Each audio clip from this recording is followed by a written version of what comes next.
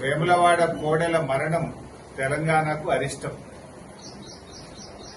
వారం రోజుల సమయంలో వేములవాడ దేవస్థానంలో భక్తులు సమర్పించిన కోడెలు మరణించడం ఇది చాలా దురదృష్టకరం. ఇది రాష్ట్రానికి అరిష్టం. దీనివల్ల భక్తుల మనోభావాలు కూడా బాగా దెబ్బతింటా ఉన్నాయి. రోజు కోడెలు చనిపోతున్నా కూడా ప్రభుత్వంలో కనీసం చలనం లేదు, ప్రభుత్వం పట్టించుకోవడం లేదు. ఒక వారం రోజుల్లో 26 కోడెలు మరణించాయి.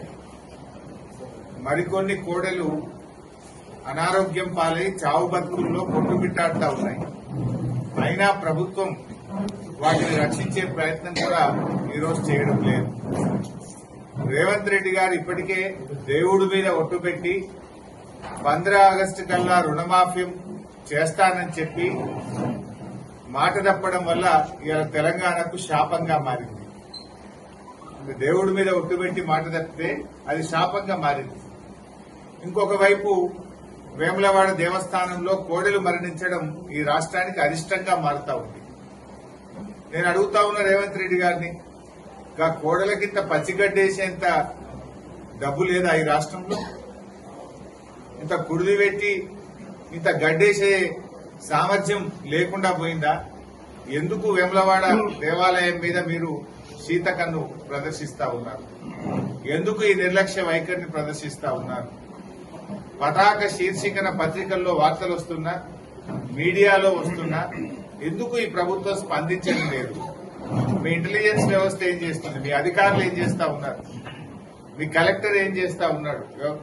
మీ యొక్క పశుసంవర్ధక శాఖ ఏం చేస్తా ఉంది? దేవాదాయ శాఖ ఏం చేస్తా ఉంది? అందరు నిద్రపోతున్నారా అని నేను అడుగుతా ఉన్నాను. ఇవాళ వేములవాడ రాజన్న అంటే దక్షిణ కాశీగా పేరుగాంచినటువంటి పుణ్యక్షేత్రం వేములవాడ రాజరాజేశ్వర స్వామి దేవస్థానం. భక్తులు ఎంతో భక్తితో ఆ కోడెలను స్వామివారికి సమర్పిస్తూ ఉంటారు.